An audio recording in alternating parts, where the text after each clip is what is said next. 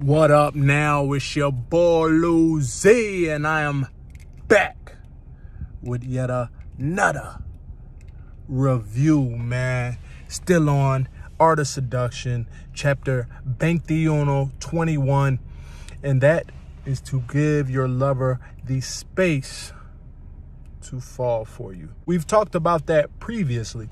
And coquetry, and even in the last chapter when we mixing pleasure with pain. Instead of Conchita breaking her lover Don Mateo down, we're going to be building our lover up, instilling energy into our lover so that they run, they rush, and they are magnetically attracted to us by our absence. If you are always the pursuer, they can just sit back. They can just relax. They can be passive in your pursuit.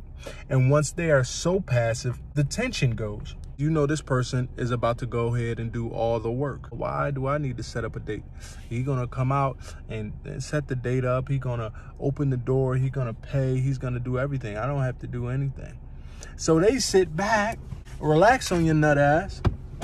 They sit in one of these and waiting for you to hit them. Come on now. No. You shroud your intent. That is such a good strategy because that mystery turns people's flame on. Your libido is directly attached to your will. There's a lot of sexual energy in everything. Your sex drive is going to push you to want certain things, especially when it comes to lovers. Now, if you want a lover, if you want somebody's attention, you want somebody's sexual attention especially, your will is going to be stronger than ever. And if they keep coming to you, your will is going down and down and down. They're going to come. Who cares? I'm going to sit back and relax. No, we need them to be active in their pursuit of our affection. The example is about Madame Sabatier. The seducer's name is Charles.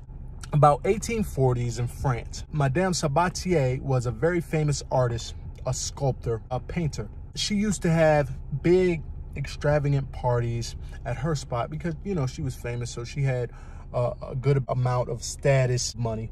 She would have a bunch of artists to the house, and this was a regular occasion. One day, she found a letter in the house. And so one night, I like to sneak when darkness tolls the hour of pleasure. That sound like he trying to tap that ass. The beginning of the poem was praising her for who she was. The end of it was talking crazy, talking about into those lips so freshly striking and daily lovelier to my liking, infuse the venom of my spite. Sound like he trying to get to bussin' all night. Man, Charles had the gift of gab. First, he admired who she was as a person, as an artist, her beauty overall. Then he took it to the physical. Talking about infuse the venom of my spite. Don't that mean he trying to bust? That's what it sound like. Talking about at nighttime, the pleasure hour, the pleasure toll. Don't that sound like he trying to run up in that thing? So he's sending these letters anonymous. When it comes down to party time, she's looking around. Who under God has me feeling these feelings? What man has these gifts to put me under his spell? The way to a woman's heart is through the ears, through the mind, the dome piece. You can't just be all into the physical. Please just give me a little bit of ass. Just drop it ass. Drop it the coochie. That's not going to work through the mind's gateway. And that's exactly what he did. After a bit of time, the last letter came, and then years had passed. She had suspected Charles because Charles would sit in the corner of the party with a weird little look on his face. Every time he looked at her, he kind of had a little smirk. He was looking like a secret admirer type of guy, but she can't be sure. Years had passed. Then one day, Charles puts out a memoir, a collection of his works, his poetry. And a lot of those letters that he sent her were in them. He sends the memoir to her as a gift. author Charles Baudelaire. So she finally confirmed to realize, she thought so, but she's confirmed, this is my secret admirer. And she is doing backflips. Can't sit straight, the legs keep them moving. She's like, whoa, so this is the guy? She's turned on. Intellectually, which took over her whole physical.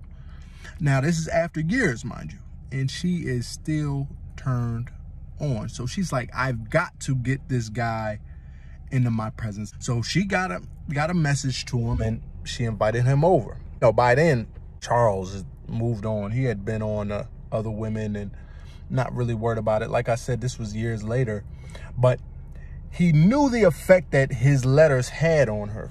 At this point, he's playing a game, but he gave her that space for her energy to build up.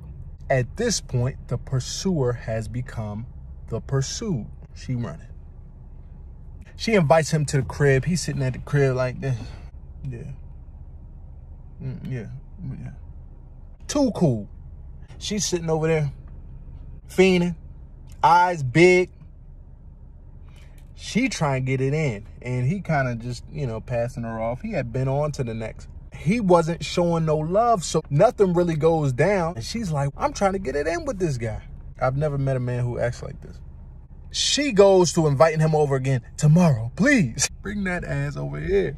He comes over again. She get to jumping. She grab him up, trying to kiss on him and all this stuff. He like, get off me. Charles was done with it. But that goes to show you, had Charles actually wanted to engage, how hot and ready Madame Sabatier was. She would never get to this point if Charles just engaged. Like, as soon as Charles got there, he'd get up on her. Come here, girl. If Charles was just like, kept sending letters like, yeah. At a certain point, it's like, okay, this guy sends me letters. Sexiness is a tug of war. It can't be one-sided. It can't be one guy on the pursuit always. And trust me, I know these things. And I know damn well they work. Once again, it's your boy, Lou Z, and I'm out this thing.